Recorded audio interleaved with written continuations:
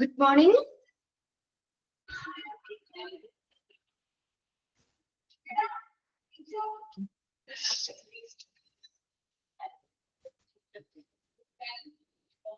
Good morning. ആരുമില്ലേ ഇവിടെ?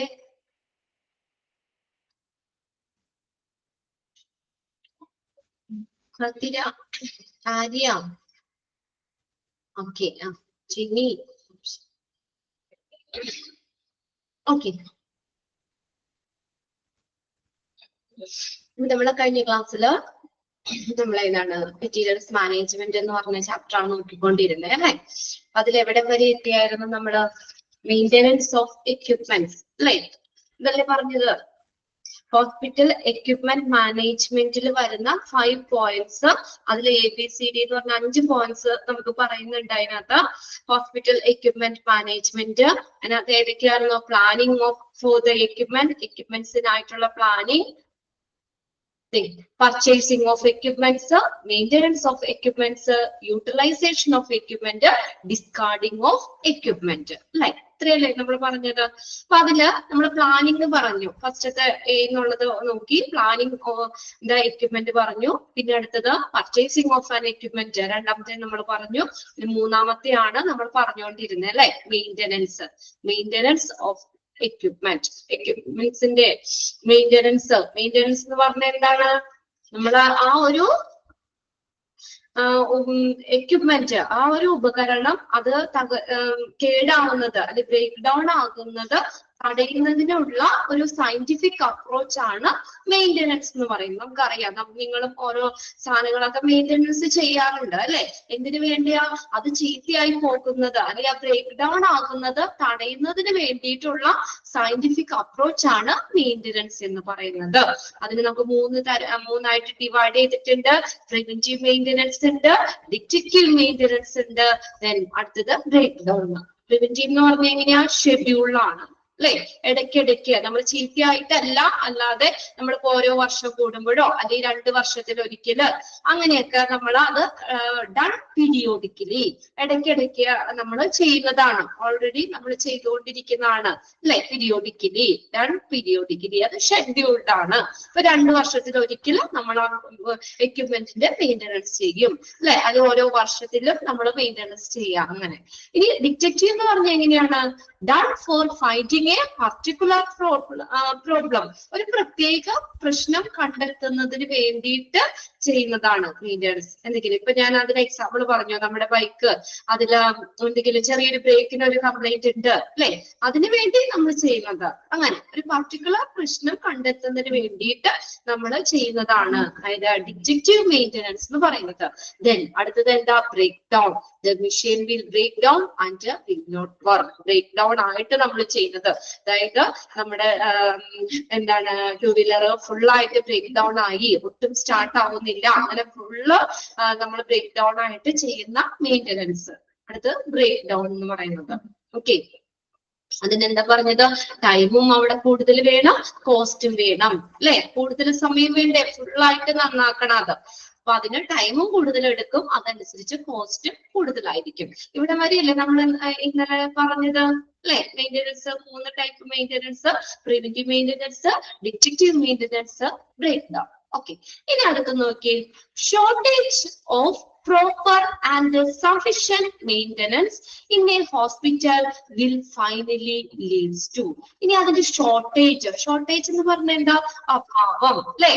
Shortage of proper and sufficient maintenance, proper ആയിട്ട് നമ്മൾ മെയിൻ്റെനൻസ് ചെയ്തില്ലെങ്കിൽ നമുക്ക്, അല്ലെങ്കിൽ ആ മെയിൻ്റെനൻസിന്റെ അഭാവം കൊണ്ട് ഹോസ്പിറ്റലിൽ എന്തൊക്കെ സംഭവിക്കാം? Hospital will finally leads to, hospital അല്ല നമുക്ക് ഈ ഉപകരണങ്ങളുടെ മെയിൻ്റെനൻസ് വർക്കിലോ. ശരി, അപ്പൊ ഹോസ്പിറ്റലില് നമുക്ക് ഇങ്ങനെ എക്യുപ്മെന്റ്സിന്റെ മെയിൻ്റെനൻസ് യഥാസമയം ചെയ്തിട്ടില്ലെങ്കിൽ അതിന്റെ ഷോർട്ടേജ് അല്ലെങ്കിൽ അതിന്റെ അഭാവം കൊണ്ട് ഹോസ്പിറ്റലില് പല പ്രശ്നങ്ങളിലേക്കും നയിക്കാം. അതാണ് ഫസ്റ്റ് എന്താ? Risk to safety, security of patient and hygiene. ഒന്നാമത്തെ എന്താ പറ്റുന്നേ? പേഷ്യന്റിന്റെ സേഫ്റ്റിക്ക് അപകടം വരാം അല്ലെ? റിസ്ക് ഉണ്ടാവാം. സെക്യൂരിറ്റി, സുരക്ഷിതത്വത്തിന്, ആൻഡ് ഹൈജീൻ. ഹൈജീൻ എന്ന് പറഞ്ഞാൽ ശുചിത്വം, അല്ലെ? ഇതിനൊക്കെ അപകടം സംഭവിക്കാം. ഇപ്പൊ പ്രോപ്പർ ആയിട്ട് നമ്മള് ഹോസ്പിറ്റലിലെ എല്ലാ എക്യുപ്മെന്റ്സും മെയിൻ്റനൻസ് ചെയ്ത് ഉപയോഗിച്ചില്ലെങ്കിൽ എന്താ പറയാ, പേഷ്യന്റിന് എന്തെങ്കിലും അപകടങ്ങൾ പറ്റാം, അല്ലെ? അപകടങ്ങൾ പറ്റാം. അവരുടെ സെക്യൂരിറ്റി, അവരുടെ സുരക്ഷയെ ബാധിക്കും, അല്ലെ? എന്നാൽ കംപ്ലൈന്റ് ഉള്ള വിഷയം കൊണ്ടൊക്കെ ചെയ്തു കഴിഞ്ഞാൽ അവർക്ക് എന്തെങ്കിലും പ്രശ്നങ്ങൾ വരാം. പിന്നെ അതുപോലെ ഹൈജീൻ, ശുചിത്വം, ഇതൊക്കെ ഇതിനൊക്കെ അപകടം വരാം, അല്ലെ? എന്തെങ്കിലും നമുക്ക് അതിനകത്ത് വല്ല എന്താ പറയാ പ്രോപ്പറായിട്ട് മെയിൻ്റനൻസ് ചെയ്തില്ലെങ്കിൽ അതിൽ കൂടെ വല്ല ബാക്ടീരിയ അല്ലെങ്കിൽ അങ്ങനെയുള്ള എന്തെങ്കിലും സംഭവങ്ങളൊക്കെ വന്നിട്ട് നമുക്ക് പേഷ്യൻസിന്റെ ഹൈജീനിക് ആയിട്ടുള്ള ശുചിത്വം, അവർക്ക് അങ്ങനെ എന്തെങ്കിലും ഹെൽത്ത് ഇഷ്യൂസോ അല്ലെങ്കിൽ അങ്ങനെയുള്ള എന്തെങ്കിലും പ്രശ്നങ്ങളൊക്കെ ഉണ്ടാകാനായിട്ടുള്ള ചാൻസ് ഉണ്ട്. ഒന്നാമത്തെ പോയിന്റ് ക്ലിയർ ആയില്ലേ? നമ്മൾ പ്രോപ്പർ ആയിട്ട് ഹോസ്പിറ്റലിലെ എക്യുപ്മെന്റ്സ് മെയിൻ്റനൻസ് ചെയ്തില്ലെങ്കിൽ എന്ത് പറ്റും? പേഷ്യന്റിന്റെ സേഫ്റ്റി, അവരുടെ സെക്യൂരിറ്റിക്ക്, ഹൈജീൻ, ഇതിനൊക്കെ അപകടം സംഭവിക്കാം. ഇനി രണ്ടാമത്തെ പോയിന്റ് എന്താ? Loss of utilisation and revenue owing to failure, breakdown and closure of area of equipment for repairs. അടുത്ത നോക്കിയേ, loss of utilisation and revenue.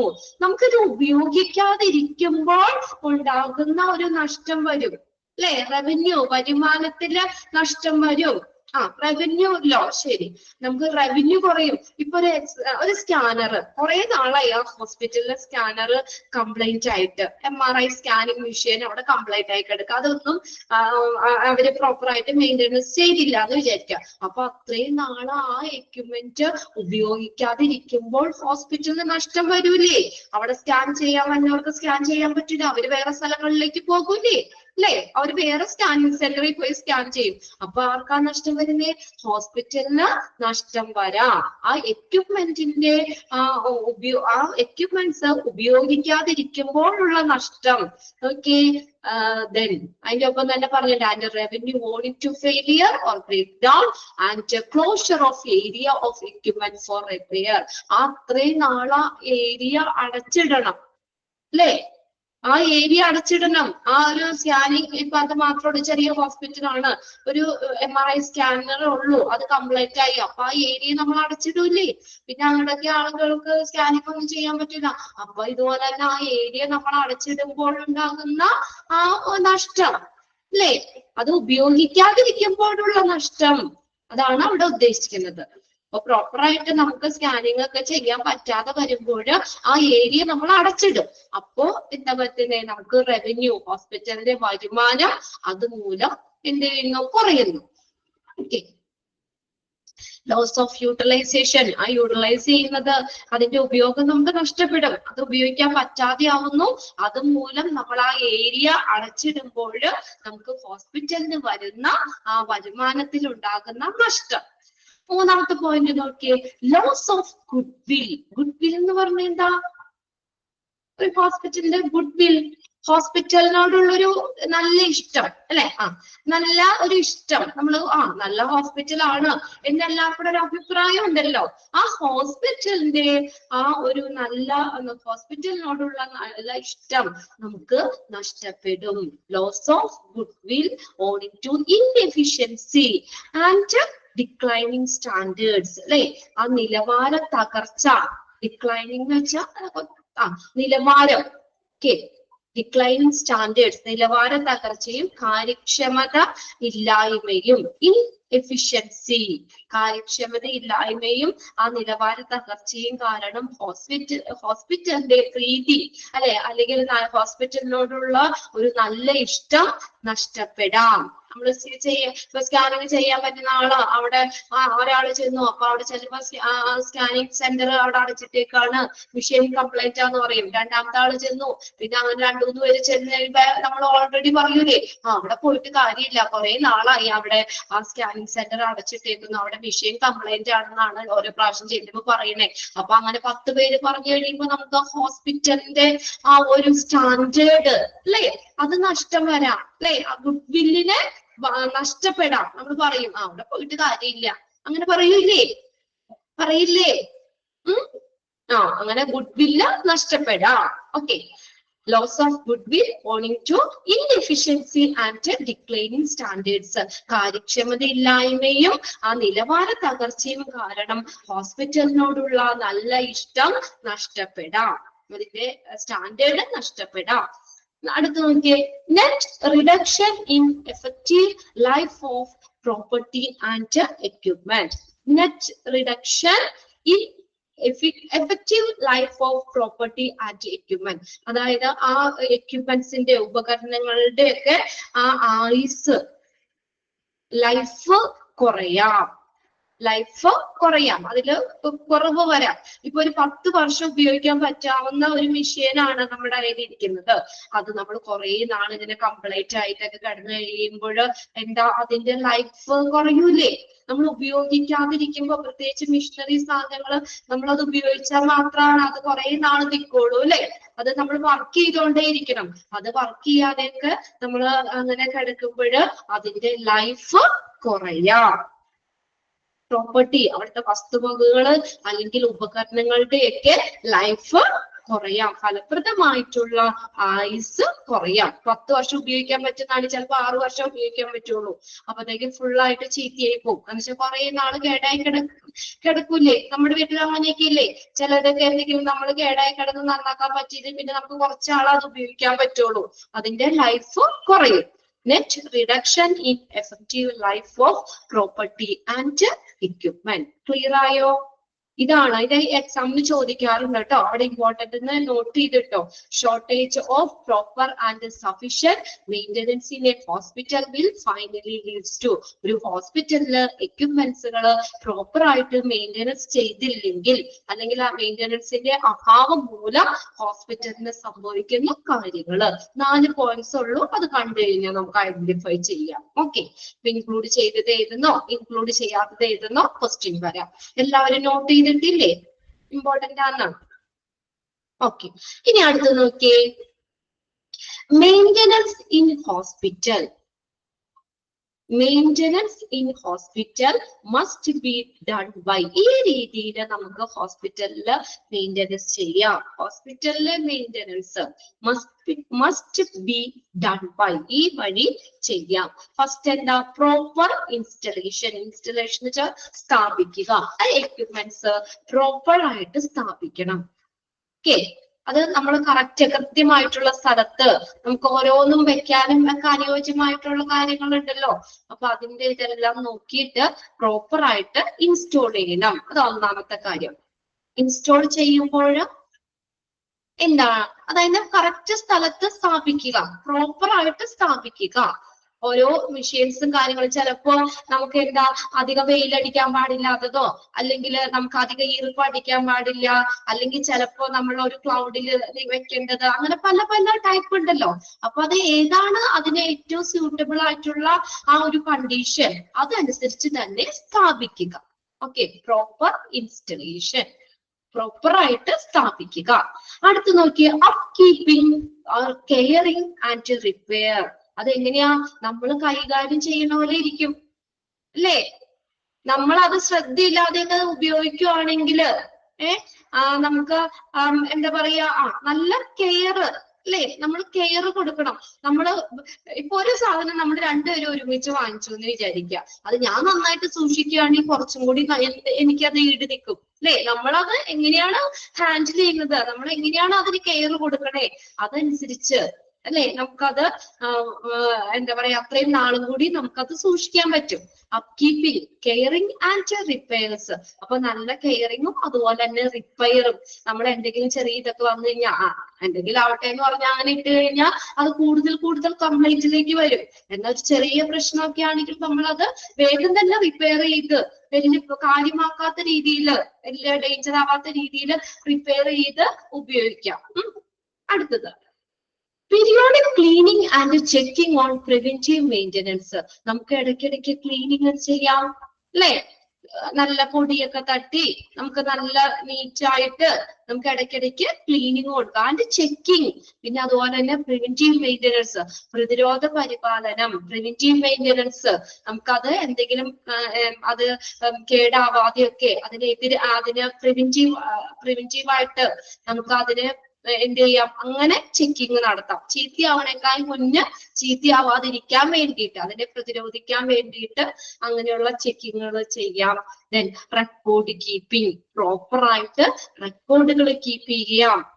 പിന്നെ അടുത്ത് പ്രൊക്യൂർമെന്റ് ഓഫ് സ്പെയർസ്, സ്പെയറുകളുടെ ലഭ്യത അല്ലെ. ഓരോ സ്പെയറുകള് നമുക്ക് അതിന്റെ സ്പെയർ പാർട്സ് ആയിട്ട് നമുക്ക് അതിന്റെ കളക്ഷൻ അല്ലെ, അത് നമ്മുടെ കയ്യിൽ വേണം. ഇപ്പൊ നമ്മള് എന്തെങ്കിലുമൊക്കെ ഇങ്ങനെ മേടിക്കുമ്പോ സ്പെയറുകൾ കിട്ടൂലേ, അപ്പൊ എന്തെങ്കിലും ഒരെണ്ണം ചീത്തയായ സ്പെയർ അഡീഷണൽ അതിനകത്ത് ഉണ്ടാവും, അതിന്റെ ഒരു കളക്ഷൻ.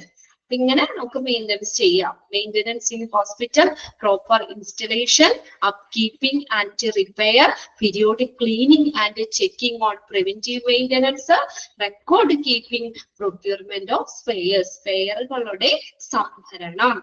ഓക്കെ, ക്ലിയർ ആയോ? അങ്ങനെ നമുക്ക് മെയിൻ്റെനൻസ് ചെയ്യാം. ആ ഒരു എക്യുപ്മെന്റ് നമുക്ക് ചീത്തയാവാതെ നമുക്ക് പരിപാലിച്ച് കൊണ്ടുപോകാൻ പറ്റും. ഓക്കെ, പ്രോപ്പർ ആയിട്ട് ഇൻസ്റ്റോൾ ചെയ്യുക, പിന്നെ നമ്മൾ കെയർ കൊടുക്കുക, അതുപോലെ തന്നെ റിപ്പയർ ഒക്കെ ചെയ്യുകയാണെങ്കിൽ അത് അങ്ങനെ ചെയ്യുക, പിന്നെ ഇടയ്ക്കിടയ്ക്ക് ക്ലീനിങ് ചെയ്യുക, പ്രിവെന്റീവ് മെയിൻ്റെനൻസ് അത് ചെക്ക് ചെയ്യുക, then റെക്കോർഡുകൾ പ്രോപ്പർ ആയിട്ട് കീപ്പ് ചെയ്യുക, സ്പെയറുകളുടെ സംഭരണം, സ്പെയറുകളിൽ നമ്മൾ സൂക്ഷിക്കുക. ഇനി അടുത്തത് അതിനകത്ത് നെക്സ്റ്റ് വരുന്നത് ഡി ആണ്. അത് എന്ന് തന്നെയാട്ടോ അവിടെ തന്നേക്കുന്നത്. നമ്മൾ അടുത്ത പോയിന്റ് ആണ് അത്. അതൊന്ന് കറക്റ്റ് ചെയ്തിട്ടേ. ABCD ആണ് യൂട്ടിലൈസേഷൻ ഓഫ് എക്യുപ്മെന്റ്. നാലാമത്തെ പോയിന്റ് അല്ലേ നമ്മൾ പറഞ്ഞത്, യൂട്ടിലൈസേഷൻ ഓഫ് എക്യുപ്മെന്റ്. അവിടെ എന്നുള്ളത് വെട്ടി നിങ്ങൾ D ആക്കുക കേട്ടോ. നാലാമത്തെ പോയിന്റ് അത്. Utilisation has to be 80% or 90%, no under or over utilization. നമ്മൾ പ്രോപ്പർ ആയിട്ട് നമുക്ക് ഒരു എക്യുപ്മെന്റ് എത്ര പെർസെന്റേജ് നമുക്ക് യൂസ് ചെയ്യാൻ പറ്റും? 80 to 90%, 80 മുതൽ 90% വരെ യൂസ് ചെയ്യാം. അല്ലെങ്കിൽ അതിന് കീഴിലോ അല്ലെങ്കിൽ അതിൽ കൂടുതലോ നമ്മൾ യൂട്ടിലൈസ് ചെയ്യാൻ പാടില്ല. ശരിക്കും അങ്ങനെ പറയുന്നത്. ചിലര് നമ്മൾ മാക്സിമം നമ്മൾ കാശ് കൊടുത്ത് മേടിക്കുന്നുള്ളത് മാക്സിമം അതിൽ നിന്ന് ഈടാക്കും. നമുക്കൊരു 80 to 90% യൂട്ടിലൈസേഷൻ ആണ് പറഞ്ഞേക്കണത്. എക്യുപ്മെന്റിന്റെ യൂട്ടിലൈസേഷൻ ഉപയോഗം എത്ര ശതമാനം ആകാം? 80 to 90%, no under or over utilisation. അതിന്റെ കീഴിലോ അല്ലെങ്കിൽ ഓവറായിട്ട് യൂട്ടിലൈസ് ചെയ്യാനോ പാടില്ല. ക്ലിയർ അല്ലേ? അടുത്തത് ഇ ആണ് കേട്ടോ. Discarding of equipment. ഇനി എക്യുപ്മെന്റ്സ് ഡിസ്കാർഡ് ചെയ്യണം. നമ്മൾ കുറെ നാള് ഉപയോഗിച്ച് അതിന്റെ ലൈഫൊക്കെ കഴിഞ്ഞ് നമുക്ക് എന്താ പറയാ, അത് കഴിഞ്ഞിട്ട് നമ്മളത് ഒട്ടും ഉപയോഗിക്കാൻ പറ്റില്ലാതെ ആയി കഴിയുമ്പോൾ നമ്മൾ അത് എന്ത് ചെയ്യണം? ഡിസ്കാർഡ് ചെയ്യണം അല്ലെ. അവിടെ നിന്ന് അത് മാറ്റണം, തള്ളിക്കളയുക. എക്യുപ്മെന്റ്സ് അത് കളയണം. Ask scrap item for reselling and giving free to small hospital. നിങ്ങളുടെ വീട്ടിലേക്ക് അങ്ങനെ കേടായിട്ടുള്ള സാധനങ്ങൾ നിങ്ങൾ എന്താ ചെയ്യാറ്? അങ്ങനെയുള്ള ഉപകരണങ്ങളൊക്കെ ഉണ്ടെങ്കിൽ അത് കാലാകാലത്തോളം നമ്മൾ വീട്ടിൽ വെക്കുകയാണോ ചെയ്യണേ? പിന്നെ വെള്ളപ്പൊക്കമൊക്കെ വന്നപ്പോ കുറെ സാധനങ്ങളൊക്കെ നമുക്ക് നഷ്ടപ്പെട്ടു പോയി അല്ലെ. വെള്ളത്തിലൊക്കെ മുങ്ങിക്കിടന്ന കുറെ ഇലക്ട്രോണിക് ഉപകരണങ്ങളൊക്കെ പോയി. അതിപ്പോഴും നമ്മുടെ വീട്ടിൽ നമ്മൾ സൂക്ഷിച്ചു വെച്ചുകൊണ്ടിരിക്കുകയാണ്. സ്ക്രാപ്പിൽ കൊടുക്കും അല്ലെ. സ്ക്രാപ്പ് ആയിട്ട് കൊടുക്കാം, നമുക്ക് റീസെയിൽ ചെയ്യാം. നമുക്കത് അല്ലെ, സ്ക്രാപ്പായിട്ട് നമുക്കത് കൊടുക്കാം. അപ്പൊ അതിന്റെ കുറച്ച് എമൗണ്ട്, ഫുൾ എമൗണ്ട് കിട്ടില്ല, എന്നാലും കുറച്ച് എമൗണ്ട് നമുക്ക് കിട്ടും. അല്ലെങ്കിൽ ഇവിടെ എന്താ പറഞ്ഞെങ്കിൽ giving free to small hospital. ഇനി വല്ലേ അതിവിടെ രണ്ട് രീതിയിൽ പറയുന്നുണ്ട്. ഇപ്പൊ പുതിയ ഹോസ്പിറ്റലിൽ ഡെവലപ്പ് ചെയ്യുന്നതിന്റെ അനുസരിച്ച് കുറച്ചും കൂടി ടെക്നോളജി, നമുക്ക് കുറച്ചും കൂടി നല്ല എക്യുപ്മെന്റ്സുകൾ അല്ലെങ്കിൽ കുറച്ചും കൂടി സ്റ്റാൻഡേർഡ് ആയിട്ടുള്ള അഡ്വാൻസ്ഡ് ആയിട്ടുള്ള എക്യുപ്മെന്റ്സ് കൊണ്ടുവരുമ്പോ ചിലപ്പോൾ പഴയത് അങ്ങനെ പറയാം കേട്ടോ. പഴയതൊക്കെ ഉണ്ട്. പഴയ ഇതൊക്കെ ആണെങ്കിൽ നമുക്കത് എന്താ, ഒന്നില്ലെങ്കിൽ നമുക്കത് സ്ക്രാപ്പിന് നമുക്ക് കൊടുക്കാം, അല്ലെങ്കിൽ ചെറിയ ഹോസ്പിറ്റലുകൾക്ക് ഫ്രീ ആയിട്ട് കൊടുക്കാം. ഓക്കെ, ഗിവിങ് അത് അവിടെ നിന്ന് മാറ്റണം, അത്രേ ഉള്ളൂ അല്ലെ. അത് നമുക്ക് പിന്നെ അത് അവിടെ വെച്ചോണ്ടിരിക്കേണ്ട ആവശ്യമില്ല, നമുക്ക് പുതിയത് വന്നു. അപ്പൊ നമ്മുടെ പഴയത് എന്ത് ചെയ്യും, ഒന്നില്ലെങ്കിൽ സ്ക്രാപ്പിൽ കൊടുക്കാം, അല്ലെങ്കിൽ giving free to small hospital, ചെറിയ ഹോസ്പിറ്റലുകൾക്ക് ഫ്രീ ആയിട്ട് കൊടുക്കാം. നമ്മൾ അങ്ങനെ ചെയ്യാറില്ലേ? നമ്മുടെ വീട്ടില് ചില സാധനങ്ങളൊക്കെ നമ്മുടെ വീട്ടില് നമുക്ക് പുതിയത് മേടിക്കും അല്ലെ. ഇപ്പൊ ഒരു മിക്സി നമ്മുടെ വീട്ടിൽ ഉണ്ട്, അത്യാവശ്യം ഉപയോഗിക്കാൻ പറ്റുന്ന മിക്സിയാ, പക്ഷെ നമ്മൾ പുതിയ കമ്പനി ബ്രാൻഡ് വന്നപ്പോ നമ്മൾ പുതിയ മിക്സി മേടിച്ചു. അപ്പൊ നമ്മുടെ റിലേറ്റീവ്സിനൊക്കെ ഇത്ര കഴിവില്ലാത്ത പാവപ്പെട്ടവരൊക്കെ ഉണ്ടെങ്കിൽ നമ്മൾ അത് എടുത്ത് കൊടുക്കൂലേ അവർക്ക്, ഇല്ലേ? കൊടുക്കൂലേ? അല്ലെങ്കിൽ നമുക്ക് എന്താ, അങ്ങനെ നമ്മൾ കൊടുക്കൂല്ലെങ്കിൽ നമ്മൾ സ്ക്രാപ്പിൽ കൊടുക്കും അല്ലെ. അതുപോലെ തന്നെ ഒന്നില്ലെങ്കിൽ സ്ക്രാപ്പിൽ കൊടുക്കാം, അല്ലെങ്കിൽ ചെറിയ ഹോസ്പിറ്റലുകൾക്ക് അത് ഫ്രീ ആയിട്ട് കൊടുക്കാം. ഓക്കെ, കൊടുക്കും. വെരി ഗുഡ്, കൊടുക്കണം അല്ലെ. നമുക്ക് ഉപയോഗിക്കാം, നമുക്ക് ഒത്തിരി ഉണ്ട് ഇതൊക്കെ ഉണ്ടെങ്കിൽ നമുക്ക് തീരെ അധികം ആളുകളില്ലെങ്കിൽ പോലും ഒരുപാട് പേരുണ്ട്, നമ്മൾ അറിയാതെ പോണവരുണ്ട്, നമ്മുടെ റിലേറ്റീവ്സിൽ തന്നെ ഇത്തിരി കഴിവില്ലാത്തവരുണ്ട്. അപ്പോ എന്താ പറയാ, അവർക്കൊക്കെ നമുക്ക് കൊടുക്കാം. ഓക്കെ, ഇനി അടുത്തത്, അപ്പൊ അതിനകത്ത് 5 പോയിന്റ്സും അങ്ങനെ കഴിഞ്ഞു കേട്ടോ, ഡിസ്കാർഡിങ് ഓഫ് എക്യുപ്മെന്റ് വരെ. ഇനി അടുത്തത് prime difference between ordinary purchase and capital. അത് സ്പെല്ലിംഗ് മിസ്റ്റേക്ക് ആട്ടോ, അത് ക്യാപിറ്റൽ എന്നാക്കാം. Capital equipment purchase. Prime difference between ordinary purchase and capital equipment purchase. എന്തൊക്കെയാണ് ഓർഡിനറി ആയിട്ട് നമ്മൾ സാധാ എന്തെങ്കിലും പർച്ചേസ് ചെയ്യുന്നതും വലിയ ക്യാപിറ്റൽ എക്യുപ്മെന്റ് എന്ന് പറഞ്ഞാൽ എന്താ, വളരെ വില കൊടുത്ത് വാങ്ങുന്ന ഐറ്റംസ് ആണ് അല്ലെ.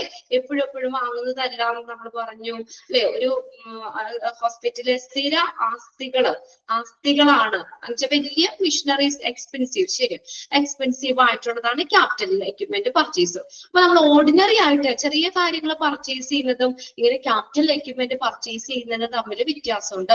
നമ്മൾ ഫിക്സ്ഡ് അസറ്റ്. ഓക്കെ, അപ്പൊ നമ്മുടെ വീടുകളിലല്ലേ ചെറിയ പർച്ചേസ് ചെയ്യും, കുഞ്ഞു കാര്യങ്ങൾ ചെയ്യുന്നതും വലിയൊരു ഇതിപ്പോ വാങ്ങുന്നതും. ഇപ്പൊ ഒരു വാഷിംഗ് മെഷീൻ വാങ്ങണം, ആ സമയത്ത് ചെറിയ കടയിൽ നിന്ന് ചെറിയ എന്തെങ്കിലും സാധനം വാങ്ങണം. രണ്ടും മേടിക്കുമ്പോൾ നമുക്കൊരു ചെറിയ ഡിഫറൻസ് ഇല്ലേ? ഇത് നമുക്കൊന്നും ആലോചിക്കുന്ന വേഗം പോയി ഒരു ചെറിയൊരു സംഭവം എന്തെങ്കിലും എന്താ പറയാ, ഒരു ചെറിയതായിട്ട് നമ്മളെ വീട്ടിലേക്ക് ഉപയോഗിക്കുന്ന എന്തെങ്കിലും ഒരു സാധനം നമുക്ക് തൊട്ടടുത്ത് തന്നെ കടയിൽ നിന്ന് കിട്ടുന്നതാണ്, അവൈലബിൾ ആയിട്ടുള്ള സാധനമാണ്. അത് നമ്മൾ മേടിക്കുമ്പോഴും വലിയ സാധനം മേടിക്കുമ്പോൾ ഒരു ഡിഫറൻസ് ഇല്ലേ? ചെറുതാണെങ്കിൽ നമ്മൾ എന്തെങ്കിലും ആവട്ടെ എന്നുള്ളത് വേഗം നമുക്ക് മേടിക്കാൻ പറ്റും, വേറെ കൂടുതൽ ആലോചനയൊന്നും വേണ്ട. പക്ഷേ നമ്മൾ ഇങ്ങനെയുള്ള ഒരു വലിയൊരു കാര്യം നമ്മൾ വീട്ടിലേക്ക് മേടിക്കുമ്പോൾ എല്ലാവരും കൂടി ആലോചിക്കും അല്ലെ. ഡേ ടു ഡേ പർച്ചേസ്, ശരി, സാധാരണ എല്ലാ ദിവസവും പർച്ചേസ് ചെയ്യുന്നത് വലിയ ആലോചനയൊന്നും വേണ്ട, നമുക്ക് ഓൾറെഡി നമുക്ക് മേടിക്കാം. എന്നാൽ വലിയൊരു കാര്യം നമ്മൾ വീട്ടിലേക്ക് മേടിക്കുകയാണെങ്കിൽ എല്ലാവരും കൂടി ഒന്ന് ആലോചിക്കും, എന്നിട്ട് നമുക്ക് ഇങ്ങനെ മേടിക്കാം എന്നൊരു തീരുമാനമൊക്കെ എടുക്കും. അതുപോലെ തന്നെ നോക്കിയാൽ 2 ഡിഫറൻസ് ഉണ്ട് നമുക്ക് അവിടെ, ഓർഡിനറി പർച്ചേസിലും ക്യാപിറ്റൽ. എന്താണ് കൺഫ്യൂഷൻ ആവും? ഈ ഹെഡിങ് ആണോ? ഹെഡിങ്ങില് എന്താ പറഞ്ഞേക്കുന്നത്? Prime difference between ordinary purchase and capital. അതാണ് ഞാൻ കറക്റ്റ് ചെയ്യാൻ പറഞ്ഞത്. ക്യാപിറ്റൽ എക്യുപ്മെന്റ് പർച്ചേസ് കിട്ടിയില്ലേ? അവിടെ ക്യാപിറ്റൽ എന്നാക്കിയാൽ മതി അവിടെ ഹെഡിങ്ങില്. സാധാ പർച്ചേസ് ചെയ്യുന്നതും ഒരു ക്യാപിറ്റൽ എക്യുപ്മെന്റ് പർച്ചേസ് ചെയ്യുന്നതും തമ്മിലുള്ള വ്യത്യാസം ക്ലിയർ അല്ലേ? ഓക്കെ, എന്തെങ്കിലും ഡൗട്ട് ഉണ്ടെങ്കിൽ ചോദിക്കണം കേട്ടോ. ഇതുപോലെ മെസ്സേജ് ഇട്ട് ചോദിക്കുക. ക്ലിയർ ആയിട്ടില്ലെങ്കിൽ ഓർഡിനറി പർച്ചേസും ക്യാപിറ്റൽ എക്യുപ്മെന്റ് പർച്ചേസും ചെയ്യുന്നതിലുള്ള ഡിഫറൻസ് എന്താ? ഫസ്റ്റ് നോക്കിയേ, എക്സ്റ്റൻസ് ഓഫ് നെഗോഷിയേഷൻ. നെഗോഷിയേഷന്റെ എക്സ്റ്റൻസ്, ചർച്ച, അതെങ്ങനെയാ? ഇപ്പൊ ഒരു ക്യാപിറ്റൽ എക്യുപ്മെന്റ് വാങ്ങുമ്പോൾ കുറച്ചും കൂടി നമ്മൾ എന്ത് ചെയ്യണം? ചർച്ച ചെയ്യണം. പിന്നെ ഹോസ്പിറ്റലിനെ സംബന്ധിച്ച് ആ കമ്മിറ്റിയില് എല്ലാവരും കൂടി ആലോചിച്ച് എല്ലാവരും കൂടി തീരുമാനം. എപ്പോഴും വാങ്ങുന്ന സാധനമല്ല, പിന്നെ അതുപോലെ തന്നെ നമ്മൾ നല്ല വില കൊടുത്ത് വാങ്ങുന്നതാണ്. അപ്പൊ അത് പർച്ചേസ് ചെയ്യുമ്പോ എന്താ നമ്മൾക്ക് എന്താ ആ എക്സ്റ്റെന്റ് ഓഫ് നെഗോഷിയേഷൻ, ചർച്ചയുടെ നീളല് അല്ലെങ്കിൽ ചർച്ച എങ്ങനെ ഹൈ ആയിരിക്കും അല്ലെ? എല്ലാവരും നല്ലോണം ചർച്ച ചെയ്തിട്ടായിരിക്കും അത് വാങ്ങുന്നത്. And low in ordinary purchase. Ordinary പർച്ചേസിൽ അത്രയും ചർച്ച ചെയ്യേണ്ട ആവശ്യമുണ്ടോ? അവിടെ സാധാ വാങ്ങുന്ന സാധനങ്ങളൊക്കെയാണ്. അപ്പൊ നമുക്ക് വേഗം പർച്ചേസ് ചെയ്യാം. ഓക്കെ, ഇനി അടുത്ത് നോക്കി, ലേറ്റ് ടൈം റിക്വയർമെന്റ്. അതിനെടുക്കുന്ന സമയം. ലീഡ് ടൈം എന്ന് പറഞ്ഞ എന്താ? ടൈം ബിറ്റ്വീൻ നമ്മൾ ഓർഡർ ചെയ്യുന്നത് മുതൽ എവിടെയാണ് നമുക്ക് getting into the department, അല്ലെ? ഡിപ്പാർട്ട്മെന്റിലേക്ക് എത്തുന്നത് വരെ എടുക്കുന്ന ടൈമാണ് ലീഡ് ടൈം എന്ന് പറയുന്നത്.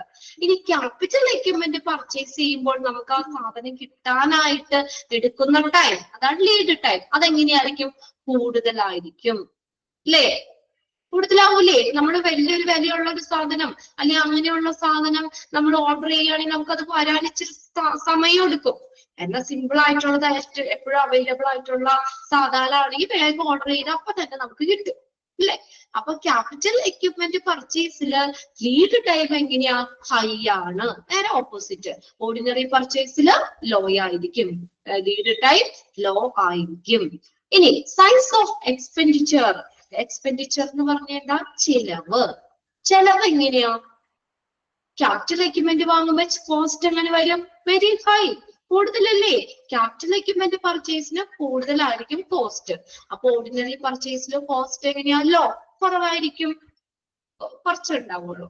then അവൈലബിലിറ്റി ഓഫ് സോഴ്സസ്, ഇനി ആ ഒരു ഉറവിടങ്ങളുടെ ലഭ്യത, അത് മേടിക്കാനുള്ള സോഴ്സ്, അതിന്റെ ലഭ്യത very low in capital equipment purchase. Capital എക്യുപ്മെന്റ്സിന്റെ സോഴ്സ് എങ്ങനെയായിരിക്കും? വളരെ ലോ ആയിരിക്കും. അതായത് നമ്മളെ വലിയ വില കൂടിയ സാധനങ്ങൾ നമ്മുടെ എല്ലാ കടയിലും കിട്ടും, അങ്ങനെ ആലോചിച്ചാൽ മതി. നമ്മുടെ അടുത്തുള്ള പെട്ടിക്കട മുതൽ എല്ലാ കടകളിലും കിട്ടും അങ്ങനെയുള്ള സാധനങ്ങള്, വലിയ വിലയുള്ള സാധനങ്ങള്, MRI മെഷീൻ, അല്ലെ, അങ്ങനെയുള്ള സംഭവങ്ങൾ കിട്ടുമോ? അതിന്റെ സോഴ്സ്, നമുക്കത് ലഭിക്കാനുള്ള അവൈലബിലിറ്റി ഓഫ് സോഴ്സസ്, നമുക്ക് ലഭിക്കാനുള്ള സോഴ്സ് കുറവായിരിക്കും. ഇനിയിപ്പോ ഒരു സിറ്റിയില് അല്ലെങ്കിൽ നമ്മൾ ഒരു നമ്മുടെ ഹോസ്പിറ്റലിന്റെ അവിടെയുള്ള ഇതിനകത്ത് ചിലപ്പോ ഒരു ഷോപ്പ് മാത്രമായിരിക്കും ഉണ്ടാവുള്ളൂ, അല്ലെങ്കിൽ 2 ഷോപ്പ് മാത്രമായിരിക്കും ഇത് ഉണ്ടാവുള്ളൂ, അല്ലെ? സോഴ്സസ് കുറവായിരിക്കും, ഇപ്പൊ നമ്മളും അതേപോലെ ഇപ്പൊ വാഷിംഗ് മെഷീൻ ഒക്കെ കിട്ടുന്ന കട നമ്മുടെ സാധാരണ പലചരക്ക് സാധനങ്ങൾ വാങ്ങുന്ന കട പോലെ അത്രേ ഉണ്ടാവോ? അല്ലെ? അത് നമുക്ക് കിട്ടാനുള്ള സോഴ്സ് കുറവാ. നമുക്ക് ലഭിക്കാനുള്ള ആ ഉറവിടം, ആ സോഴ്സ് കുറവായിരിക്കും ക്യാപിറ്റൽ എക്യുപ്മെന്റ്. എന്നാൽ ഓർഡിനറി പർച്ചേസ് ആകുമ്പോ ഇഷ്ടം പോലെ ഉണ്ട്, അല്ലെ? ആ സോഴ്സ് കൂടുതലാണ്, നമുക്ക് പല സ്ഥലങ്ങളിലും നമുക്ക് വാങ്ങാൻ പറ്റും. നമ്മുടെ തൊട്ടടുത്തുള്ള ഷോപ്പ് മുതൽ നമുക്ക് അങ്ങനെ ഇഷ്ടം പോലെ സോഴ്സ് ഉണ്ട് അവിടെ. ഓക്കെ, അതൊന്ന് ഡിഫറൻസ് ഒന്ന് മനസ്സിലാക്കി വെക്കുക കേട്ടോ. എക്സ്റ്റെൻസ് ഓഫ് നെഗോഷിയേഷന്റെ ചർച്ചയുടെ നീളത, ക്യാപിറ്റൽ എക്യുപ്മെന്റിൽ കൂടുതൽ ചർച്ച ചെയ്യണം, ഓർഡിനറി ആണെങ്കിൽ കുറച്ച് മതി. നമുക്കത് കിട്ടാൻ എടുക്കുന്ന ടൈം, ക്യാപിറ്റൽ എക്യുപ്മെന്റിൽ കുറെ സമയം വേണം നമുക്കത് കിട്ടാനായിട്ട്, ഓർഡിനറി പർച്ചേസിൽ കുറച്ച് മതി. ഇനി ചെലവ് എങ്ങനെയാ? ക്യാപിറ്റൽ എക്യുപ്മെന്റ് വാങ്ങാൻ കോസ്റ്റ് നമുക്ക് കൂടുതലായിരിക്കും, ഓർഡിനറി പർച്ചേസിൽ കുറവായിരിക്കും. ഇനി അതിന്റെ ലഭ്യത, നമുക്കത് ലഭിക്കാനുള്ള സോഴ്സ്, ക്യാപിറ്റൽ എക്യുപ്മെന്റിൽ എങ്ങനെയായിരിക്കും? സോഴ്സ് കുറവായിരിക്കും, കിട്ടുന്ന ഉറവിടം കുറവായിരിക്കും. ദെൻ ഓർഡിനറി പർച്ചേസിൽ സോഴ്സ് അവൈലബിലിറ്റി കൂടുതലായിരിക്കും, വെരി ഹൈ. ക്ലിയർ ആയോ? അത് ആ ഡിഫറൻസ് എന്താണെന്ന് അതൊന്ന് നോട്ട് ചെയ്ത് വെച്ചോ കേട്ടോ. എന്തെങ്കിലും ചോദിക്കാം, പിന്നെ പഠിക്കേണ്ട ആവശ്യമില്ല, നമുക്ക് ഓൾറെഡി അറിയാവുന്നത് തന്നെയാണ്. ഒന്ന് ആലോചിച്ച് നോക്കിയാൽ മതി. ഓക്കെ, ഇനി നമുക്ക് അടുത്ത ഹെഡിങ്, ഇവിടെ കുറച്ച് ഇങ്ങനെ ഹെഡിങ് ഒക്കെ ആട്ടോ. 3 ways to obtain an item in an organization. ഒരു ഓർഗനൈസേഷൻ, ഒരു സ്ഥാപനം അല്ലെങ്കിൽ ഒരു ഹോസ്പിറ്റലിലേക്ക് നമ്മുടെ എക്യുപ്മെന്റ്സ് പർച്ചേസ് ചെയ്യുന്നത് നമുക്ക് ലഭിക്കുന്നത് 3 മാർഗത്തിലൂടെയാണ്. നമ്മളൊരു എക്യുപ്മെന്റ്സ് പർച്ചേസ് ചെയ്യുന്നത് നമുക്ക് 3 മാർഗത്തിലൂടെയാണ്. 3 ways to obtain an item to organization. ഒരു ഓർഗനൈസേഷനിലേക്ക് ഒരു എക്യുപ്മെന്റ്സ് ഒബ്റ്റെയിൻ ചെയ്യാൻ ലഭിക്കാനുള്ള മാർഗങ്ങൾ 3 രീതിയിൽ നമുക്ക് ആ ഒരു ഇത് കിട്ടും. Okay, purchasing of new equipment, പുതിയ എക്യുപ്മെന്റ് നമുക്ക് പർച്ചേസ് ചെയ്യാം. നമ്മുടെ കയ്യിൽ കുറേ കാശുണ്ട്, നമുക്ക് പുതിയത് മേടിക്കാലോ, അല്ലേ? നമ്മുടെ കയ്യിൽ കുറേ കാശുണ്ട്, പൈസ ഉണ്ട്, നമുക്കൊരു സാധനം മേടിക്കണം, നമുക്കത് പുതിയത് വാങ്ങിച്ചാൽ മതി, അല്ലേ? ഇനി അടുത്തതോ purchasing of used or old equipment. നമുക്ക് അത്രയും പൈസ ഇല്ല, നമ്മളൊരു പാവപ്പെട്ട അല്ലെങ്കിൽ സാധാരണക്കാരനാണ്, അപ്പൊ നമ്മൾ എന്തെങ്കിലും പഴയത് കിട്ടും നോക്കും. നിങ്ങൾ നോക്കാറില്ലേ? നമ്മൾ എല്ലാ സാധനവും നമ്മൾ പുതിയതാണ്. ഇപ്പൊ വേണ്ട 2 വീലർ നോക്കാം, എന്റെ കയ്യിൽ കുറെ കാശുണ്ട്, എനിക്ക് 2 വീലർ വാങ്ങാൻ കാശുണ്ടെങ്കിൽ പിന്നെ ഞാൻ പഴയത് അന്വേഷിച്ച് പോകേണ്ട ആവശ്യമില്ലല്ലോ, അല്ലേ? എനിക്ക് പുതിയത് തന്നെ വാങ്ങാം. ഇനി എന്റെ കയ്യിൽ പൈസ ഇല്ല, എനിക്ക് പുതിയത് വാങ്ങാൻ പൈസ ഇല്ലെങ്കിൽ ഞാൻ എന്ത് ചെയ്യും? യൂസ്ഡ് ഓർ ഓൾഡ് എക്യുപ്മെന്റ്, ആരെങ്കിലും ഉപയോഗിച്ച സെക്കൻഡ് ഹാൻഡ് കിട്ടുമോ നോക്കും, അല്ലേ? അങ്ങനെയല്ലേ? അതുപോലെ തന്നെയാണ് മെഷീൻസിന്റെ കാര്യം. നമുക്ക് യൂസ് ചെയ്തത് അല്ലെങ്കിൽ ഓൾഡ് ആയിട്ട് പഴയ എക്യുപ്മെന്റ്സ് പർച്ചേസ് ചെയ്യാം. ഇനി അല്ലെങ്കിലോ ബൈ ലീസിങ്. ലീസിങ് എന്ന് പറഞ്ഞെന്താ? വാടകയ്ക്ക് എടുക്കാം അല്ലെങ്കിൽ പാട്ടത്തിന് എടുക്കാം, അല്ലെ? ലീസിന് എടുക്കാറില്ലേ നമ്മൾ എന്തെങ്കിലുമൊക്കെ? ഇപ്പൊ നമ്മുടെ വീട്ടിൽ ഒരു വലിയൊരു ഫംഗ്ഷൻ വന്നു, വലിയ പായസം ഉണ്ടാക്കാൻ വലിയ ഉരുളി വേണം, നമ്മൾ പുതിയത് പോയി മേടിക്കോ? കാശുണ്ടെങ്കിൽ മേടിക്കാട്ടോ. ഇനിയിപ്പോ അവര് കുറച്ച് സമയത്തേക്ക് അല്ലെങ്കിൽ ഒരാവശ്യത്തിലേക്ക് വേണ്ടിയല്ലേ, 10,000 പേർക്ക് വെക്കാനുള്ളത് നമുക്ക് വീട്ടിലിരുന്ന് വേണ്ട ആവശ്യമില്ലല്ലോ, ഉപയോഗിക്കേണ്ട, നമുക്ക് എടുക്കേണ്ട ആവശ്യമില്ല, അല്ലെ? അപ്പൊ നമുക്ക് ഇനി ഒരുപാട് കാശുണ്ട്, നമുക്ക് അങ്ങനെയാണെങ്കിൽ മേടിക്കാം. അല്ലെങ്കിൽ നമ്മൾ വേണമെങ്കിൽ നമ്മുടെ വീട്ടിൽ നിന്നൊക്കെ നമുക്ക് മേടിക്കാം, തൊട്ടടുത്തുള്ളവരുടെ ആ ഒരു ദിവസത്തേക്ക് മേടിക്കാം, അല്ലെ? അല്ലെങ്കിലോ ഇപ്പൊക്കെ എന്താ ചെയ്യുന്നത്? ലീസിങ്, നമ്മള് പാട്ടത്തിന് അല്ലെങ്കിൽ വാടകയ്ക്ക് എടുക്കും. നമ്മൾ പാത്രങ്ങളൊക്കെ നമുക്ക് എന്താ പറയാ, ഡെക്കറേഷൻ അവരിന്നൊക്കെ വാടകയ്ക്ക് എടുക്കാറില്ലേ? ശ്രദ്ധിക്കൊക്കെ ഉള്ളതൊക്കെ, അല്ലേ? ഇപ്പൊ നമുക്കത് നേരെ വാടകയ്ക്ക് എടുക്കാം. അങ്ങനെ 3 രീതിയിൽ ഇതുപോലെ തന്നെയാണ് നമ്മുടെ ഹോസ്പിറ്റലിലും അല്ലെങ്കിൽ ഒരു ഓർഗനൈസേഷനിലും നമ്മുടെ പുതിയ എക്യുപ്മെന്റ്സ് വാങ്ങുന്ന രീതികൾ. എന്താ? പുതിയത് നമുക്ക് പർച്ചേസിങ് ഓഫ് ന്യൂ എക്യുപ്മെന്റ്, പുതിയ എക്യുപ്മെന്റ് നമുക്ക് മേടിക്കാം. അല്ലെങ്കിൽ നമുക്ക് പഴയത് അല്ലെങ്കിൽ യൂസ് ചെയ്തത്, യൂസ്ഡ് ഓർ ഓൾഡ് എക്യുപ്മെന്റ്, പഴയത് വാങ്ങാം. അല്ലെങ്കിൽ മൂന്നാമത്തെ ഒരു ഓപ്ഷൻ എന്ന് പറഞ്ഞാൽ ലീസിങ്, വാടകയ്ക്ക് അല്ലെങ്കിൽ പാട്ടത്തിന് എടുക്കാം. ഇനി അതിന്റെ തന്നെ സബ് ഹെഡിങ് ആയിട്ട് പറഞ്ഞേക്കുന്നത്, അതൊന്ന് നോട്ട് ചെയ്തിട്ടോ കേട്ടോ. ഏതൊക്കെയാണ് നമ്മളൊരു ഓർഗനൈസേഷനിൽ നമ്മളൊരു ഐറ്റം പർച്ചേസ് ചെയ്യുമ്പോൾ നമുക്കുള്ള മാർഗങ്ങൾ, ഏതൊക്കെ രീതിയിലൂടെ നമുക്ക് പർച്ചേസ് ചെയ്യാം. ഇനി അതിനകത്ത് ഫസ്റ്റ് വൺ പറഞ്ഞത് പർച്ചേസിങ് എ ന്യൂ എക്യുപ്മെന്റ്. പുതിയ എക്യുപ്മെന്റ് നമ്മൾ പർച്ചേസ് ചെയ്യുമ്പോൾ എന്തൊക്കെ കാര്യങ്ങളാണ് നോക്കേണ്ടത്? To collect the relevant data about the equipment or from the user department. എന്ത് വേണം ആദ്യം? To collect the relevant data about the equipment. എക്യുപ്മെന്റിനെ കുറിച്ചുള്ള ആ ഒരു പ്രസക്തമായിട്ടുള്ള റിലവന്റ് ആയിട്ടുള്ള ഡേറ്റാസ് കളക്ട് ചെയ്യുക. എവിടെ നിന്നാണ്?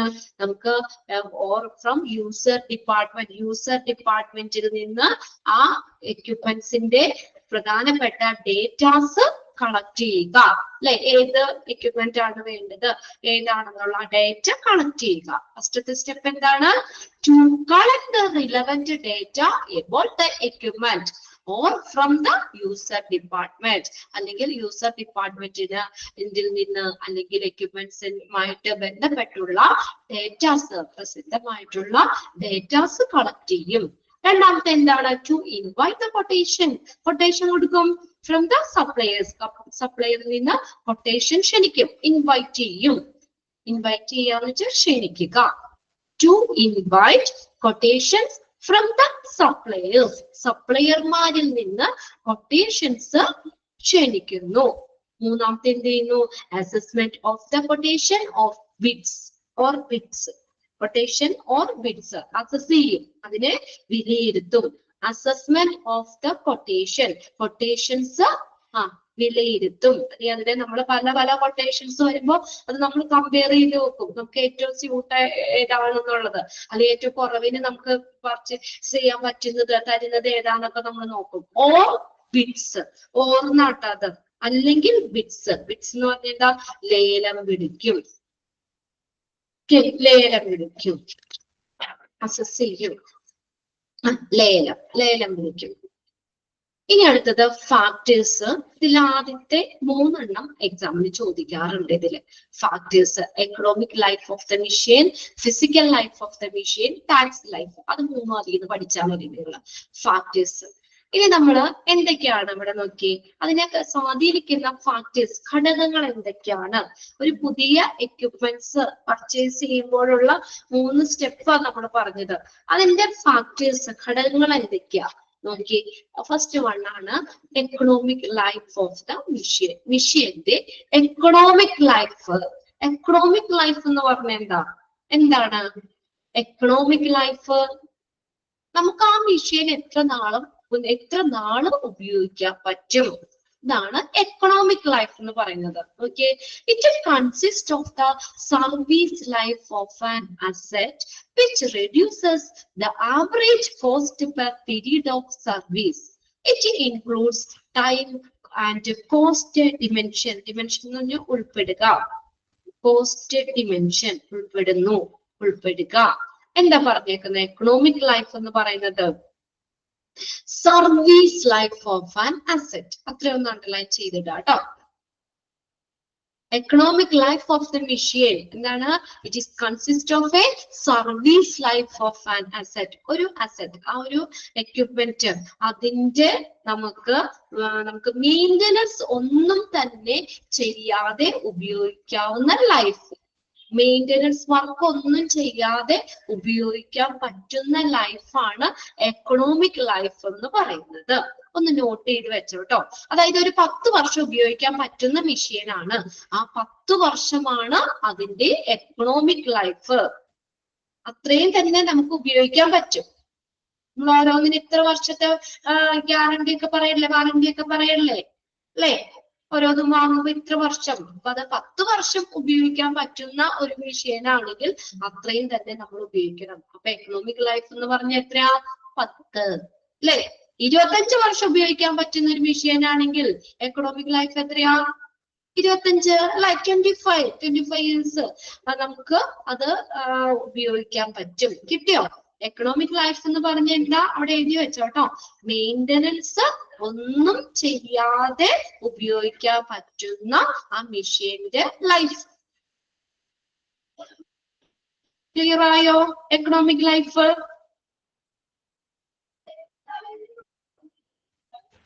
ഓക്കെ, അവിടെ ചോദിക്കാം കേട്ടോ. Service life of an asset എന്താണ്? സർവീസ് ലൈഫ് എന്ന് പറയുന്നത് ഏതാണ്? എക്കണോമിക് ലൈഫ് ആണ്. ഇനി അടുത്ത് നോക്കിയേ, അതിനകത്ത് എന്തൊക്കെ വരുന്ന? ടൈം വരുന്നുണ്ട് അല്ലെ? ഇത്ര നാള്, ഇത്ര സമയം, അതിന്റെ കോസ്റ്റ്, ഇതൊക്കെ അതിനകത്ത് ഉൾപ്പെടുന്നുണ്ട്. അത് ഒരു സെന്റൻസ് കൂടി അവിടെ പറയുന്നുണ്ട്. Which reduces the average cost per period of service. എന്താ? ഒരു സർവീസ്, അത് നമുക്ക് തരുന്ന സർവീസ്, ആ സേവന കാലയളവിലെ ശരാശരി ചെലവ് കുറയ്ക്കുന്നു. തന്നെ വേറെ മെയിൻ്റനൻസ് ഒന്നുമില്ല, ഡയറക്റ്റ് നമുക്ക് അത്രയും നാള് അത് ഉപയോഗിക്കാം. അതാണ് ഒരു സേവന കാലയളവിലെ ശരാശരി ചെലവ് കുറയ്ക്കുന്നു. അതായത് ഒരു മെഷീന്റെ കാലാവധി, അതാണ് എക്കണോമിക് ലൈഫ് എന്ന് പറയുന്നത്. എക്കണോമിക് ലൈഫ് എങ്ങനെയാ? മെയിൻ്റനൻസ് ചെയ്യാതെ ഉപയോഗിക്കാൻ പറ്റുന്ന ലൈഫ്, എക്കണോമിക് ലൈഫ്. ഇനി നോക്കിയേ, physical life of the machine. ഇനി അതിന്റെ ഫിസിക്കൽ ലൈഫ് എന്ന് പറഞ്ഞ എന്താ? Physical life the total period of productivity of the machine or the entire life time of the machine. എന്താണ്? ഒരു യന്ത്രത്തിന്റെ, ഒരു ഉപകരണത്തിന്റെ ഉൽപാദനക്ഷമതയുടെ ആകെ അളവ്. The total period of productivity of a machine is called a dash. അങ്ങനെ ചോദിക്കാം. The total period of productivity of a machine is called a dash. എന്താ പറയുന്നത്? ടോട്ടൽ പീരീഡ് ഓഫ് പ്രൊഡക്ടിവിറ്റി, ഒരു എക്യുപ്മെന്റിന്റെ ഉൽപാദനക്ഷമതയുടെ ആകെ പീരീഡ്, ആകെ സമയം, അതിനെയാണ് നമ്മുടെ എന്താ? Physical life of the machine എന്ന് പറയുന്നത്. അല്ലെങ്കിൽ എന്താ? The entire life of the machine, ആ മെഷീന്റെ മൊത്തം ലൈഫ്. അതായത് ഇപ്പൊ നമ്മള് എക്കണോമിക് ലൈഫ് 10 വർഷം എന്ന് പറഞ്ഞ ഒരു എക്യുപ്മെന്റ് നമ്മൾ വാങ്ങിച്ചു. 10 വർഷം നമ്മൾ മെയിൻ്റനൻസ് ഒന്നും ചെയ്യാതെ നമ്മൾ ഉപയോഗിച്ചു. അത് കഴിഞ്ഞിട്ട് നമ്മൾ പിന്നെ ഒരു ചെറിയ കംപ്ലൈന്റ് വന്ന് നമ്മൾ അത് മെയിൻ്റനൻസ് ചെയ്ത് ഒരു 3 വർഷം കൂടി അത് ഉരുട്ടി പറ്റിക്കൊണ്ട് പോയി. അപ്പൊ ഏതാ? ആ ഫിസിക്കൽ ലൈഫ് എന്ന് പറഞ്ഞ അത് രണ്ടും കൂടി ചേർത്തിട്ട് അപ്പൊ മൊത്തം എത്രയായി? എത്ര വർഷമായി നമ്മൾ ഉപയോഗിച്ചു? അത് മെയിൻ്റനൻസും കൂടി ചെയ്തിട്ട് നമ്മൾ എത്ര വർഷം ഉപയോഗിച്ചു? മാക്സ് അറിയാവുന്ന നോക്കട്ടെ. 10 വർഷത്തെയാണ്, 3 വർഷം കൂടി നമ്മൾ മെയിൻ്റനൻസ് ചെയ്തപ്പോ ഉപയോഗിച്ചു. അപ്പൊ മൊത്തം എത്ര വർഷം നമ്മൾ ഉപയോഗിച്ചു? 13 വർഷം. ശരി, ഓക്കെ 13 വർഷം. അപ്പൊ എത്രയാ ഫിസിക്കൽ ലൈഫ്? എത്രയാ? 13 ഇയേഴ്സ് അല്ലെ? 13 വർഷം. 13 വർഷം നമുക്ക് ഉപയോഗിക്കാം. Okay, very good. അതാണ് ഫിസിക്കൽ ലൈഫ് എന്ന് പറയുന്നത്. എന്താ? മെയിൻ്റനൻസും കൂടി ചെയ്ത് ഉപയോഗിക്കാൻ പറ്റുന്ന മെഷീന്റെ ആ ഒരു കാലാവധി, അതാണ് ഫിസിക്കൽ ലൈഫ്. എക്കണോമിക് ലൈഫ് എന്തായിരുന്നു? അത് മെയിൻ്റനൻസ് ഒന്നും ചെയ്യാതെ നമുക്ക് ഇത്ര നാള് നമ്മൾ അത് ഒരു കാശൊന്നും അതിന് ചെലവാക്കിയില്ല. അത്രയും മേടിച്ച നാള് മുതൽ ഇത്രയും നാള് നമുക്കത് ഉപയോഗിക്കാൻ പറ്റും. അത് എക്കണോമിക് ലൈഫ്. ഇനി അത് നമ്മൾ അത് കഴിഞ്ഞൊരു കുറച്ചും കൂടി നമ്മൾ മെയിൻ്റനൻസ് ചെയ്ത് കുറച്ച് നാളും കൂടി കൊണ്ടുകിടന്നു. അത് അപ്പൊ രണ്ടും കൂടി ചേർത്ത് വരുന്നതാണ് ഫിസിക്കൽ ലൈഫ്. നമ്മൾ അങ്ങനെ ചെയ്യാറില്ലേ? നമ്മൾ കുറെ കാശൊക്കെ കൊടുത്ത് മേടിക്കുന്ന സാധനം ചെറിയ ഇത്രയും വർഷം ഉപയോഗിക്കാൻ പറ്റുമെന്ന് പറഞ്ഞാലും നമുക്കത് പെട്ടെന്ന് കളയാൻ തോന്നൂല അല്ലെ? കാശ് മുടക്കിയവർക്കല്ല അതിന്റെ വിഷമം. അപ്പൊ എന്ത് ചെയ്യും നമ്മൾ എന്ത് ചെയ്യും അല്ലെ? നമ്മള് ആരെയും ഇന്ന് റിപ്പയർ ഒക്കെ ചെയ്ത് കുറച്ച് നാളും കൂടിയൊക്കെ അത് തള്ളി ഉരുട്ടി പറ്റിക്കൊണ്ട് പോകും. എന്നിട്ട് തീരെ വയ്യാതെ ആവുമ്പോഴാണ് ആ സാധനം എടുത്ത് കളയുള്ളൂ അല്ലെ? അപ്പൊ അത് മൊത്തം ഉപയോഗിക്കാൻ പറ്റുന്ന ആ ടൈമാണ് ഫിസിക്കൽ ലൈഫ് എന്ന് പറയുന്നത്. ക്ലിയർ ആയില്ലേ? അങ്ങനെ തന്നെ ഡാഷിക്ക് ചോദിക്കാം കേട്ടോ. അല്ലെങ്കിൽ ഇപ്പൊ ഞാൻ പറഞ്ഞില്ലേ അതുപോലെ service life of an asset is called എന്താണ്? എന്നിട്ട് 3 ഓപ്ഷൻ ആയിട്ട് തരും അവിടെ. മിക്ക ക്വസ്റ്റ്യൻ പേപ്പറിലും ചോദിച്ച് കാണാറുണ്ട്. അതുകൊണ്ട് അങ്ങനെ നോട്ട് ചെയ്തിട്ടോ. ഇനി അടുത്തതാണ് ടാക്സ് ലൈഫ്. മൂന്നാമത്തെ ടാക്സ് ലൈഫ് എന്താ? The number of years over which that capital cost can be received back. എന്താ? മെഷീന്റെ ഒരു കാലാവധി നമുക്ക് ആ ഒരു എന്താ പറയാ ക്യാപിറ്റൽ കോസ്റ്റ് തിരികെ ലഭിക്കാൻ പറ്റുന്ന ആ കാലാവധി. The number of years over which the capital cost can be received back. Capital cost തിരികെ ലഭിക്കാൻ പറ്റുന്ന കാലാവധി. അതായത് ഇപ്പൊ 1000 രൂപയുടെ ഒരു സാധനം ഞാൻ വാങ്ങിച്ചു. 1000 രൂപയുടെ ഒരു സാധനം ഞാൻ വാങ്ങിച്ചു. നമുക്ക് 1000 രൂപയുടെ ബെനിഫിറ്റ് നമുക്ക് കിട്ടണ്ടേ? അല്ലേ? ആ 1000 രൂപ ഞാൻ മുതൽ മുടക്കിയ നമുക്ക് നമ്മൾ ചെലവാക്കിയ മുതൽ മുടക്ക്, ശരി, നമ്മളുടെ മുതൽ മുടക്ക്, അതായത് നമ്മൾ 1000 രൂപയുടെ സാധനം വാങ്ങിച്ചു, എന്റെ കയ്യിൽ 1000 രൂപ പോയി, അതിന്റെ ബെനിഫിറ്റ് എനിക്ക് 1000 രൂപയുടെ ബെനിഫിറ്റ് കിട്ടണ്ടേ? അതാണ് ഏത്? ടാക്സ് ലൈഫ് എന്ന് പറയുന്നത്. മുതൽ മുടക്ക്. The number of years over which the capital cost can be received back. Capital cost തിരികെ ലഭിക്കാൻ പറ്റുന്ന ആ കാലാവധി.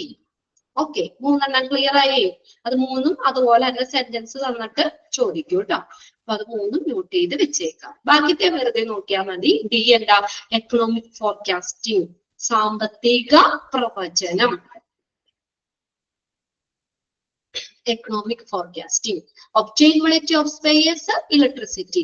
സ്പെയറുകളുടെ ലഭ്യത, ഒബ്റ്റൈനബിലിറ്റി എന്ന് വെച്ചാൽ അവൈലബിലിറ്റി. അവൈലബിലിറ്റി ഓഫ് സ്പെയർസ്, സ്പെയറുകളുടെ ലഭ്യത. Then electricity. അടുത്തത് potentially in the existing system, നിലവിലുള്ള ആ സംവിധാനത്തിന്റെ സാധ്യത. Potentiality in the existing system, നിലവിലുള്ള ആ സംവിധാനത്തിന്റെ സാധ്യത. Economic survey of the investment, ഇൻവെസ്റ്റ്മെന്റിന്റെ എക്കണോമിക് സർവേ, സാമ്പത്തിക സർവേ. നിക്ഷേപത്തിന്റെ സാമ്പത്തിക survey. Then cost consideration, initial cost consider ചെയ്യും. കോസ്റ്റ് കൺസിഡറേഷൻ എങ്ങനെയാ? Initial cost or purchase cost, installation cost, breakdown cost. Okay, cost consideration. ബാക്കി ഒന്ന് വെറുതെ നോക്കിയാൽ മതി. അതിൽ ആ 3 ABC ടിക്കറ്റ് വെച്ചേക്കുക. അതിൽ നിന്ന് ക്വസ്റ്റ്യൻ ചോദിക്കാറുണ്ട്. കോസ്റ്റിൽ വരുന്നത് ഏതൊക്കെയാ? ഇനിഷ്യൽ കോസ്റ്റ് അല്ലെങ്കിൽ പർച്ചേസ് ചെയ്യുമ്പോൾ വരുന്ന കോസ്റ്റ്, പിന്നെ അത് ഇൻസ്റ്റാൾ ചെയ്യുമ്പോഴുള്ള കോസ്റ്റ്, സംഭരിക്കുമ്പോൾ വരുന്ന cost, then break down cost. ഇനി അടുത്തത് purchasing of an old equipment, പഴയ എക്യുപ്മെന്റ്. ഇപ്പൊ നമ്മൾ എന്താ പറഞ്ഞുകൊണ്ടിരുന്നത്? ഒരു പുതിയ എക്യുപ്മെന്റ് പർച്ചേസ് ചെയ്യുമ്പോഴുള്ള കാര്യങ്ങളാണ് നമ്മൾ ഈ പറഞ്ഞത്. ഇനി നമ്മുടെ കയ്യിൽ പൈസ ഇല്ല, നമ്മൾ പഴയത് പർച്ചേസ് ചെയ്യാൻ പോവാണ് കേട്ടോ. പഴയ എക്യുപ്മെന്റ് പർച്ചേസ് ചെയ്യുമ്പോൾ എന്തൊക്കെ കാര്യങ്ങളാണ് നമ്മൾ നോക്കേണ്ടത്? Purchasing of an old equipment, പഴയ എക്യുപ്മെന്റ് പർച്ചേസ് ചെയ്യാണ്. ഇതാണ് owing to shortage of money. എപ്പോഴാ നമ്മൾ പഴയത് പർച്ചേസ് ചെയ്യുന്നേ? ഇങ്ങനെ നമ്മുടെ കയ്യിൽ പൈസ കുറവ് വരുമ്പോഴല്ലേ, പൈസക്ക് ഷോർട്ടേജ് വരുമ്പോഴല്ലേ നമ്മള് പഴയത് നമ്മൾ പർച്ചേസ് ചെയ്യുന്നത്? നോക്കിയേ, പഴയ ഓൾഡ് എക്യുപ്മെന്റ് എപ്പോഴാണ് പർച്ചേസ് ചെയ്യുന്നത്? Done owing to shortage of money, പൈസയുടെ shortage, or to use the equipment as an experiment, അല്ലെങ്കിൽ ഒരു പരീക്ഷണാർത്ഥത്തില്, ഒരു പരീക്ഷണമായി ഉപകരണങ്ങൾ ഉപയോഗിക്കാൻ, അല്ലേ? നമ്മൾ പുതിയത് മേടിച്ചാൽ അതിനകത്ത് എക്സ്പെരിമെന്റ് ചെയ്യുകയോ പരീക്ഷണം നടത്തുവോ? പഴയത് മേടിച്ചിട്ട് നമ്മളൊന്ന് ഒരു പരീക്ഷണം നടത്താം, അല്ലെ? ഒരു പരീക്ഷണമായി ഉപകരണങ്ങൾ ഉപയോഗിക്കാൻ, അല്ലെങ്കിൽ പൈസയുടെ ഷോർട്ടേജ് കാരണം നമ്മൾ എന്തെങ്കിലുമൊക്കെ മേടിച്ച് നമുക്ക് പഠിക്കാനൊക്കെ, ഇലക്ട്രോണിക്സ് സാധനങ്ങളൊക്കെ, ഇലക്ട്രോണിക്സിലൊക്കെ താല്പര്യമുള്ളവരാണ്. പഴയ സാധനങ്ങൾ നമ്മൾ വില കുറവിന് മേടിച്ചിട്ട് അതിൽ നന്നാക്കിയൊക്കെ പഠിക്കാം, ഇല്ലേ? ചെയ്യൂലേ? അപ്പൊ നമ്മൾ സ്ക്യൂട്ടി, എക്സാമ്പിൾ ഇവിടെ ഇട്ടേണ്ട സ്ക്യൂട്ടി, നമുക്ക് അതെന്തെങ്കിലുമൊക്കെ അങ്ങനെയൊക്കെ പഠിക്കാനൊക്കെ വേണ്ടിയിട്ട്, അപ്പൊ നമ്മൾ പുതിയത് നല്ല സാധനം മേടിച്ചിട്ട് നമ്മൾ അഴിച്ചൊളിഞ്ഞ് നമുക്ക് റിപ്പയർ ചെയ്ത് പഠിക്കാൻ പറ്റുമോ? ഇതിനകത്ത് പുതിയത് നല്ല കാശ് കൊടുത്ത് മേടിച്ചിട്ട്, അല്ലേ? ഒന്നില്ലെങ്കിൽ നമ്മൾ എന്തിനാണ് പഴയ എക്യുപ്മെന്റ് പർച്ചേസ് ചെയ്യുന്നത്? ഷോർട്ടേജ് ഓഫ് മണി, പൈസക്ക് കുറവ് വരികയാണെങ്കിൽ, നമ്മുടെ കയ്യില് പുതിയത് വാങ്ങാനുള്ള പൈസ ഇല്ലെങ്കിൽ, അല്ലെങ്കിൽ എന്താണ്? Or to use the equipment as an experiment, ഒരു പരീക്ഷണാർത്ഥത്തില്, ഒരു പരീക്ഷണമായിട്ട് ഉപകരണങ്ങൾ ഉപയോഗിക്കാൻ. Four main sources for purchasing an old equipment. ഒരു ഓൾഡ് എക്യുപ്മെന്റ് പർച്ചേസ് ചെയ്യുമ്പോൾ നമുക്കത് ലഭിക്കാൻ നമുക്ക് 4 സോഴ്സ് ഉണ്ട്. 4 main sources for purchasing an old equipment. ഒന്ന് അണ്ടർലൈൻ ചെയ്തോട്ടോ അത്.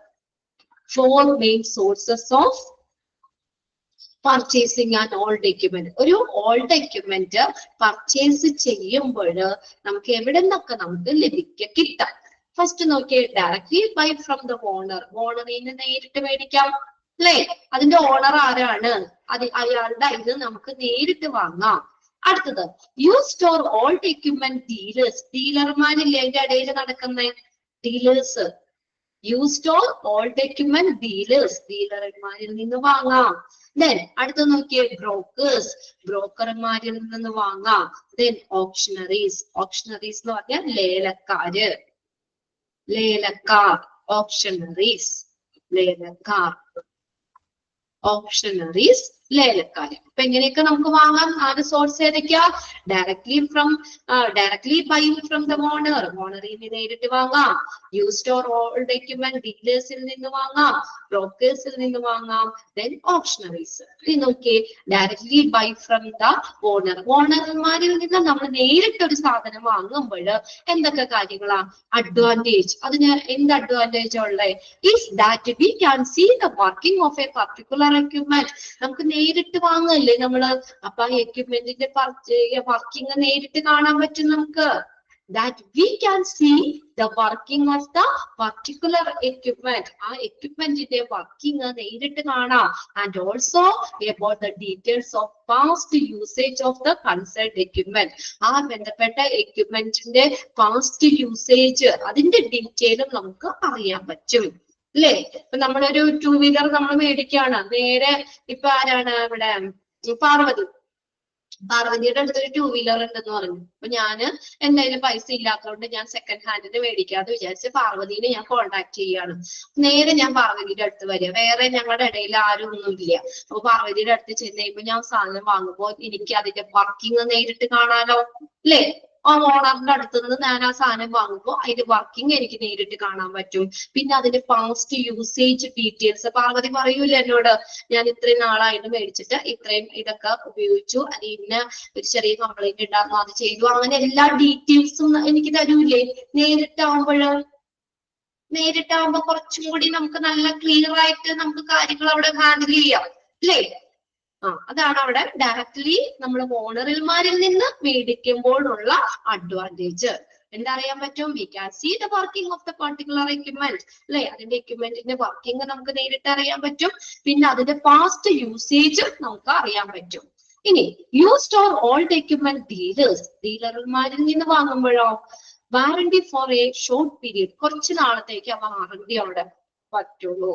2 type of equipment received from them, rebuilt and reconditioned equipment. അവിടെ പുനർനിർമ്മിച്ചതും പുനഃസ്ഥാപിച്ചതുമായിട്ടുള്ള പ്രീ കണ്ടീഷൻഡ് എന്നുവെച്ചാൽ പുനഃസ്ഥാപിച്ചതുമായിട്ടുള്ള എക്യുപ്മെന്റ്. അങ്ങനെ 2 തരത്തിലുള്ള എക്യുപ്മെന്റ്സ് നമുക്ക് റിസീവ് ചെയ്യാം.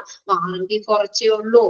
യൂസ്ഡ് ഓർ ഓൾഡ് എക്യുപ്മെന്റ് ഡീലർമാര് നിന്ന് വാങ്ങുമ്പോൾ നമുക്ക് ഡയറക്റ്റ് ഓണറിൽ നിന്ന് വാങ്ങുന്ന അത്രയും അഡ്വാൻറ്റേജ് അവിടെ കിട്ടൂല.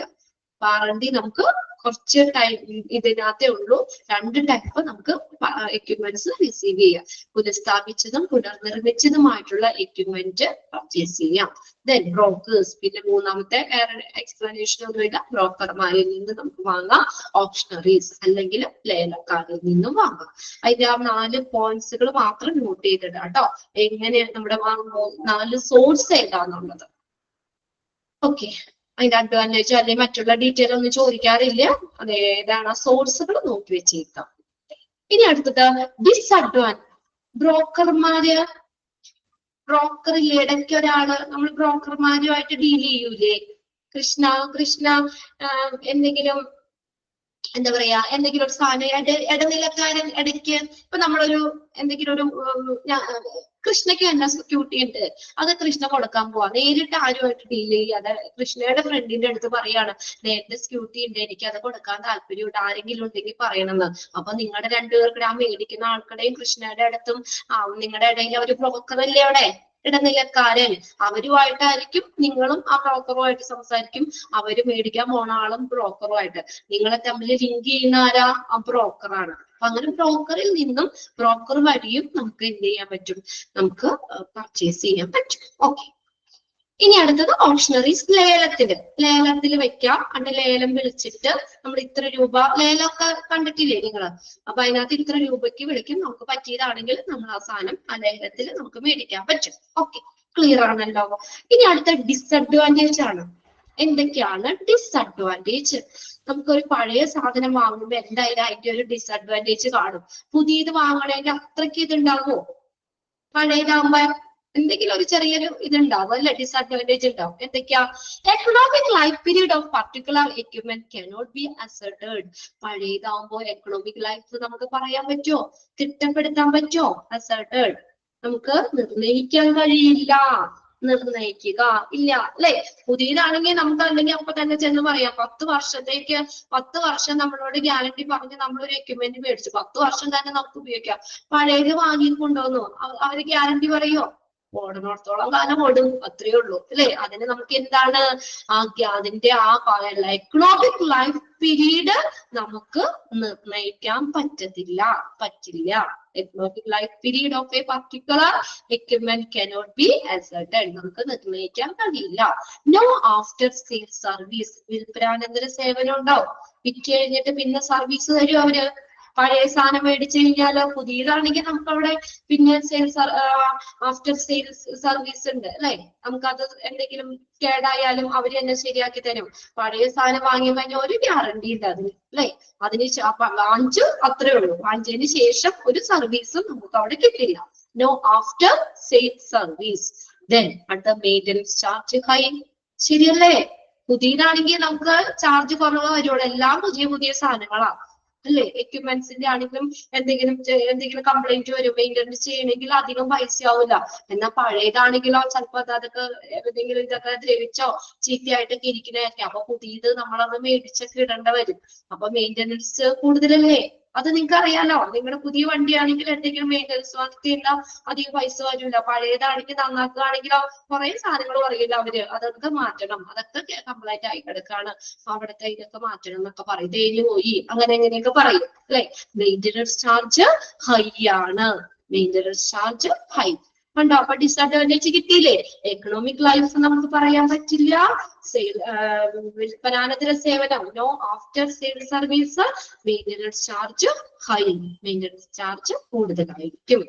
ഓക്കെ, ഇനി അടുത്തത് leasing of an equipment. Leasing എന്ന് പറഞ്ഞാൽ എന്താ? വാടകയ്ക്ക് എടുക്കുക അല്ലെങ്കിൽ പാട്ടത്തിന് എടുക്കുക അല്ലെ. എക്സാമിന് ചോദിക്കാറുണ്ട് കേട്ടോ, ഒന്ന് അണ്ടർലൈൻ ചെയ്തോ. Leasing is a process by which the right to handle and equipment changes but the ownership doesn't change. എന്താ ലീസിംഗ് എന്ന് പറഞ്ഞാൽ എന്താ? Is a process by which right to handle and equipment changes. ആ equipment കൈകാര്യം ചെയ്യാനുള്ള അവകാശം മാറുന്നു, change ചെയ്യുന്നു അല്ലെ. എക്യുപ്മെന്റ് ഹാൻഡിൽ ചെയ്യാനുള്ള അവകാശം എന്ത് ചെയ്യുന്നു? മാറുന്നു. Which the right to handle and equipment changes അല്ലെ.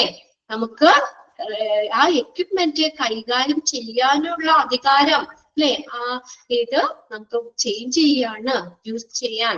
ബട്ട് ഓണർഷിപ്പ്, പക്ഷെ എന്താ? ഓണർഷിപ്പ് ചേഞ്ച് ചെയ്യോടെ. Ownership doesn't change. ഓണർഷിപ്പ് അവിടെ ചേഞ്ച് ചെയ്യുന്നില്ല, ഓണർഷിപ്പ് മാറുന്നില്ല. ഇങ്ങനെ തന്നെ ചോദിക്കാം കേട്ടോ. എന്താ? Dash is the process by which right to handle and equipment changes but the ownership doesn't change. എന്തായിട്ട് നമ്മൾ ലീസിംഗ് ഇതാണ് നമുക്ക് അവിടെ അല്ലേ. ഇപ്പൊ ഞാനൊരു സാധനം, ഇവിടെ ആരാ? സനില. സനില എന്നെ ഒന്നും വിളിച്ചിട്ടില്ല അല്ലെ. ഇടയ്ക്കിടയ്ക്ക് ഓരോ പേര് വിളിക്കാം ഞാൻ. അപ്പൊ എനിക്ക് പേരും പഠിക്കാം, നമുക്കൊരു എക്സാമ്പിൾ ആയിക്കോട്ടെ അല്ലെ. അപ്പൊ സനിലേക്ക് ഞാൻ എന്തെങ്കിലും ഒരു സാധനം, എന്താ വലിയൊരു എന്താ ഒരു ഗ്രൈൻഡിങ് മെഷീൻ ഉണ്ട്. ആ ഗ്രൈൻഡിങ് മെഷീൻ ഞാൻ സനിലേക്ക് തരികയാണ്. അപ്പൊ അവിടെ ഹാൻഡിൽ ഇപ്പൊ ഒരാഴ്ചക്ക് സനില പറഞ്ഞു എനിക്ക് ആ ഗ്രൈൻഡിങ് മെഷീൻ വേണമെന്ന് പറഞ്ഞു. ഞാൻ ലീസിങ്ങിന് കൊടുത്തന്നു.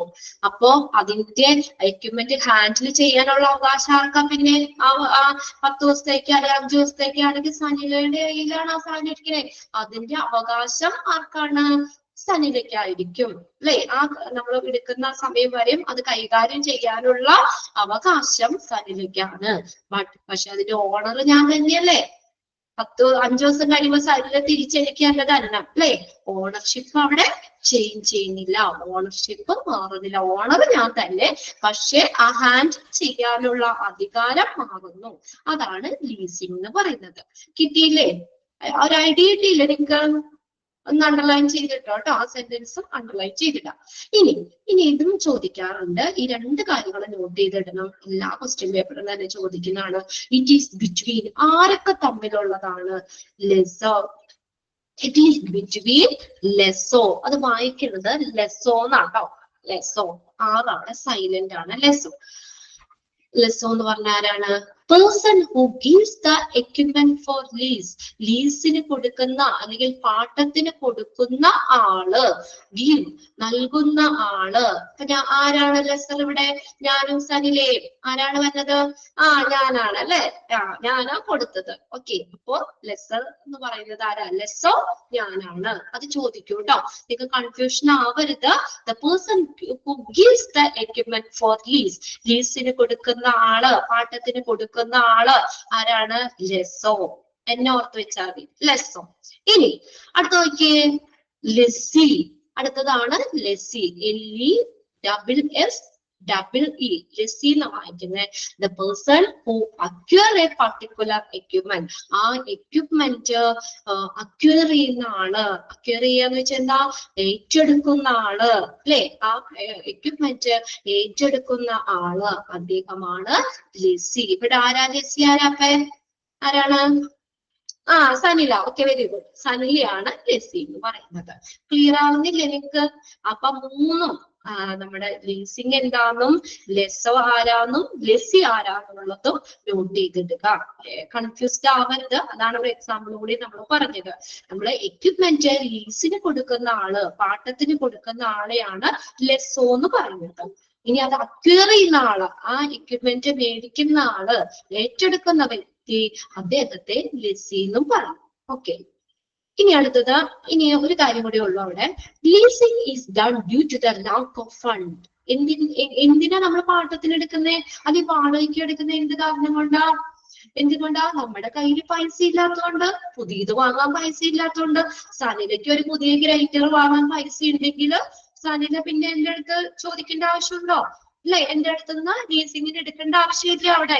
അപ്പൊ എന്തുകൊണ്ടാ ലാക്ക് ഓഫ് ഫണ്ട് ഒന്ന് അണ്ടർലൈൻ ചെയ്തിട്ട് ലീസിങ് എന്തൊക്കെയാണ് അത് എപ്പോഴൊക്കെയാണ് നമ്മൾ നടത്തുന്നത് ലാക്ക് ഓഫ് ഫണ്ട് ഫണ്ടിന്റെ അഭാവം മൂലം നമ്മുടെ കയ്യിൽ പൈസ ഇല്ലാത്തത് മൂലം four doing experiments as per the duration for which the equipment is needed അല്ലെ ഉപകരണങ്ങളുടെ ആവശ്യമുള്ള കാലയളവ് അനുസരിച്ച് അതിൽ എന്തെങ്കിലും എക്സ്പീരിയൻസ് നടത്തുന്നതിന് നമ്മൾ ആദ്യം പറഞ്ഞാലേ four doing experiments as a test run പിന്നെ to avoid the huge lead time for the temporary adjustment പിന്നെ എന്താ ടെമ്പററി അഡ്ജസ്റ്റ്മെന്റ് നടത്തുമ്പോൾ എടുക്കുന്ന വലിയ സമയം ഒഴിവാക്കാൻ ഇപ്പൊ സനിലയുടെ അതിൽ പഴയ ഒരു ഗ്രൈൻഡർ ഉണ്ട് അത് വർക്കിംഗ് അല്ല സനില അപ്പൊ എന്ത് ചെയ്യുന്നു ആ സാധനം ഇങ്ങനെ ടെമ്പററി ആയിട്ട് അഡ്ജസ്റ്റ്മെന്റ് നടത്തും അപ്പൊ അതൊക്കെയൊക്കെ ഇതൊക്കെ ചെയ്ത് കുറെ സമയം പോകും അല്ലേ നമുക്ക്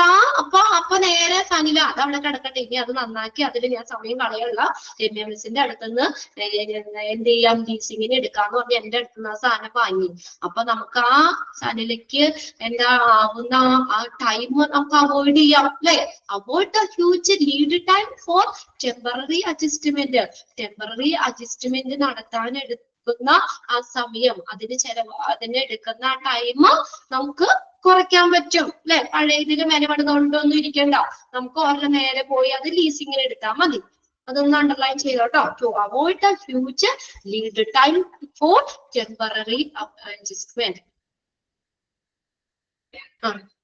നന്നാക്കി കിട്ടുന്ന വരെ okay then or when the capital equipment is available only on lease പിന്നെ എന്താ ആ ക്യാപിറ്റൽ എക്യുപ്മെന്റ് ലീസിങ്ങിന് മാത്രം അവൈലബിൾ ആകുമ്പോൾ okay when the capital equipment is available only lease പാട്ടത്തിന് മാത്രം അവൈലബിൾ ആകുമ്പോൾ അത് നമുക്ക് നേരെ മേടിക്കാനായിട്ട് അങ്ങനെ അധികം കിട്ടുന്നില്ല നമുക്ക് ലീസിങ്ങിന് മാത്രം എടുക്കാൻ പറ്റുള്ളൂ അങ്ങനെ വരുമ്പോഴും നമുക്ക് എന്താണ് ഈ ലീസിങ് നമുക്ക് നടത്താം 4 കാര്യങ്ങളും അവിടെ നോട്ട് ചെയ്ത് വെച്ചേക്കാം കേട്ടോ lack of fund for doing our experiments then to avoid the huge lead time for temporary adjustment when the capital equipment is available only lease capital equipment ലീസിങ്ങിന് മാത്രം അവൈലബിൾ ആകുമ്പോൾ ഓക്കെ ഇന്ന് പഠിപ്പിച്ച അത്രയും ഇന്ന് തന്നെ വായിച്ചു വെക്കണം നാളെ നമുക്ക് ക്ലാസ് ഇല്ല സാറ്റർഡേ നാളെ ക്ലാസ് ഇല്ല എന്ന് പറഞ്ഞാൽ എന്റെ ക്ലാസ് ഇല്ലാന്ന് കേട്ടോ അയ്യോ മിസ് അറിയാം അങ്ങനെ പറഞ്ഞെന്ന് പറയില്ലേ ഇന്നല്ലേ നമുക്കുള്ളൂ ഇനി നെക്സ്റ്റ് മൺഡേ അല്ലേ നമുക്കുള്ളൂ ക്ലാസ് അപ്പൊ അതായത് ഫ്രൈഡേ സാറ്റർഡേ സൺഡേ 3 ദിവസം കൊണ്ട് മറന്നു പോകരുത് കേട്ടോ ലേറ്റ് പൊട്ടി ക്ലാസ്സില്ലാന്ന് പറഞ്ഞപ്പോ ഓരോരുത്തർക്ക് ഭയങ്കര സന്തോഷമായി അല്ലേ അതാ ഞാൻ അപ്പൊ തന്നെ ചാടി പറഞ്ഞത് അയ്യോ ഇപ്പൊ നിങ്ങക്ക് കഴിഞ്ഞ ആഴ്ചയൊക്കെ കുറച്ച് അവധിയൊക്കെ കിട്ടിയല്ലോ വിഷുവിന്റെ കിട്ടി അല്ലെ തുക്കവെള്ളിയുടെ കിട്ടി അവധിയൊക്കെ കിട്ടിയില്ലേ ക്ലാസ് ബോറാണോ അതാണോ ക്ലാസ് ബോറായിട്ടാണോ അവധി വേണമല്ലോ അപ്പൊ ഇന്ന് തന്നെ വായിച്ചു വെച്ചേക്കണേ ഇത്രയൊന്ന് വായിക്കണം ബാക്കി നമുക്ക് അടുത്ത മൺഡേ നമ്മൾ ഇനി കാണുള്ളൂ ഓക്കെ